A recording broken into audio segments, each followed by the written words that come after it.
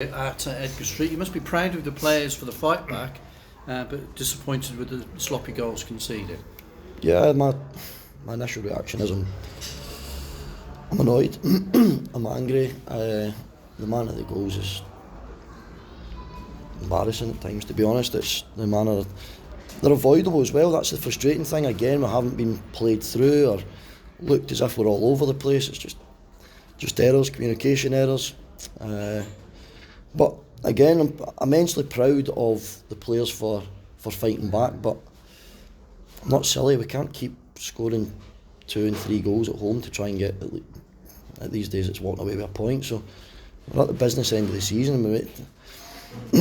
Yes, I absolutely get we're a new squad and all the rest of it, and I'm guilty of probably saying it a lot, but we're here. We're here because we deserve to be, and the players have put us here. The connection we've got with the supporters. And yeah, I'm just really a bit down, I'm a bit jaded, but to come back again is ridiculous, to be honest. The amount of times we've done it this season is outrageous. It's an amazing characteristic to have in your dressing room, but we can't keep relying on that. It's happened. Obviously I'm pleased it's happened, but it's happened too much, if that's even possible. What did you make of a host of wasted opportunities, especially in the first half?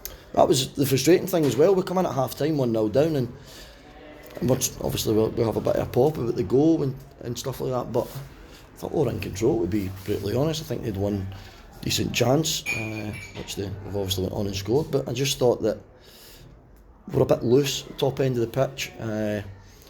Didn't think it was down to tiredness. I've not trained, but for a good few days, of course. But everyone played Friday, so we had to just deal with that.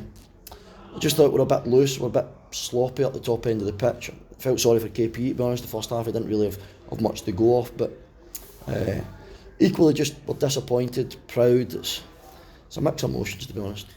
What do you make of Buxton's way of playing today? They tried to slow it down. Did the referee really take a grip of the game early on when perhaps he should have done?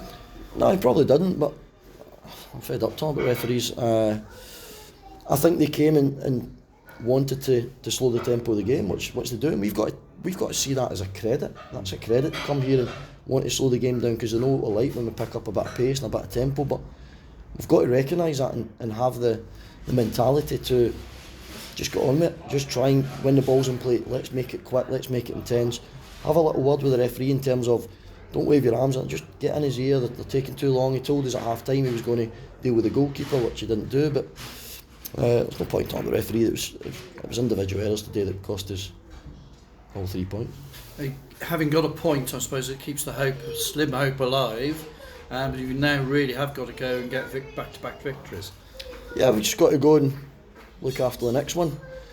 They say sometimes hope's the worst thing in the world, isn't it? And it seems to be the last few weeks.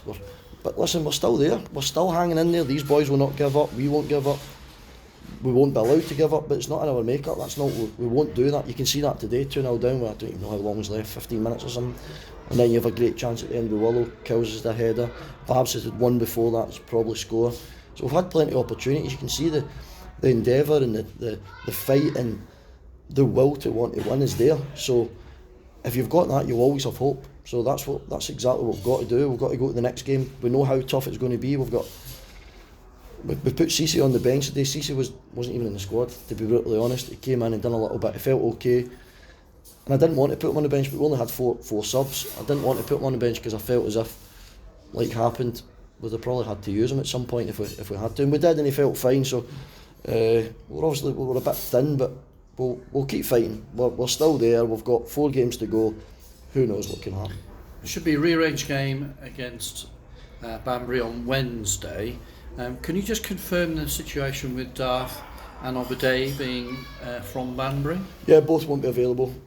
Darth signed, but the agreement was he wouldn't play against them because we signed them literally the day before. So that still stands. Tope, we asked them if we could allow him to play as part of Darth's deal, but it wasn't possible. So both will be out.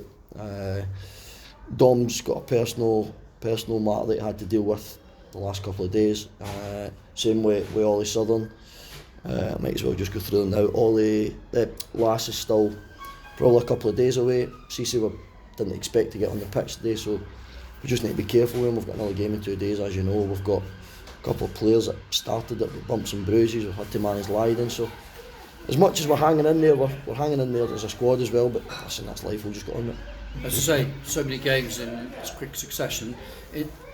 Looking at it positively, that gives you options as to who you're going to play against, whichever opposition you face. It does, yeah, and we try to not look at Banbury. We try to just pick a team today that would win the game, because there's no point trying to pick several teams across the week. So we'll go there. We'll speak to the players tomorrow, and then Wednesday morning and see where they're at in terms of how they're feeling. It's difficult because these players get up tomorrow morning, they go and work. Quite a lot of them haven't had the Easter weekend off as well, so through their jobs they've had to work. Some's been in London, some's been up north, I'll try and be respectful to them and understand they're part-time footballers. They've not had the weekend off. We go again Wednesday, and especially the way we want to play, we play with intensity. We expect the boys to be 100% on it, which they will be, so we'll assess it again. Thanks for your time. Thank you. Can I just ask one piece of very good news that Babas has signed for next season? Was that a given? Yeah, we're really pleased. Ideally we would get more, but there's been a bit of a halt on that, so we've managed to get Babs at the moment. Everyone's aware, well, behind the scenes, everyone's aware of what we want to do. We don't want to rebuild. We've said that from the off. We don't want to rebuild. We've now got 4 games left, so we're trying to move on as many as we possibly can. I believe this squad is capable of competing regularly. So if we had this squad at the start of the season, I said it before, I'm not being disrespectful to players that have been and gone and all the rest of it. We've got a strong squad. You just look at our bench today. We've got Cowley, Williams, Teixeira, Rooney, Cisse, all on the bench, ready to come on and make an impact. Some will play Wednesday, some might play Saturday. So I think we've done well with what we've had available in terms of strength and depth, and we've obviously got stronger as the season went on through the cup bonuses and stuff like that. But everyone's aware of our plans and what we want to do, and we're hoping to try and get more. How many have you currently got signed for next season? We've got Babos, Teixeira and Hudson, so we've got 3. So we want to get as many as we can. Again, finances will obviously play a part. It's something that the board are trying extremely hard to try and help us as much as we can. We were in a situation where the last couple of years before I came in at the club, there was a lot of stuff that went on financially, good, bad, whatever it may be, indifferent. But just to give you a context of where we're at, we had 2 players start the first game of the season who were paid less money than 2 members of staff last year. That's where we're at this year. I won't name the players, but there was 2 backroom members of staff last year that were on more money than 2 of my starters. So that's not an excuse, it's just a reality of where we're at. It's trying to bring that realism to the football club. The chairman and the board are working extremely hard to try and rectify what's went on previous years, but we can't affect that. We've just got to go with what we've got. And again, the fans have been the main part of that, turning up week in, week out. And Darth looked a great addition today. Defensively, on the counter-attack, a couple of times he made some violence. Yeah, he did. That's a quality player. We tried to get him. We recognised we wanted a central midfielder that. So we tried to get him months ago, but it just wasn't possible. Someone to try and get on the ball and play those switches and get the likes of Jed and Tope and Cisse and all that on the ball quicker. And he does that. I know he didn't play too many switches today, but he's clever. He's an experienced player. He's played at a decent level, and I thought he was excellent in his debut. He's came in, hasn't met anyone, and started. He's not sort of, well, from his display today, he didn't seem like a sort of standout, push forward dude, brilliant. No, he's one of those guys that'll be the assist before the assist, if you know what I mean. He'll get the ball into Babos, who'll go and then do something, slide Cowley or Williams or Phillips, whatever it may be, in to get a goal. He's one of those lads that he likes to get on it and try and start attacks. I thought he'd done really well, to be honest. I thought he was very tidy in possession, as you said. Late on in the game, even when we went 2 each, I know it's probably a bit of risk. We kept Nathan Cameron up front. We still wanted to go and get that third. That's just, I would rather just go and try and have a go, and then if we lose 3-2, then I'll stand here and put my hand up. But if we win 3-2, then obviously we'll give the praise to the players. But so he had to do a lot of leg work, especially when Nathan went up front. They've got a lot of quick players on the counter. But yeah, I was pleased with him.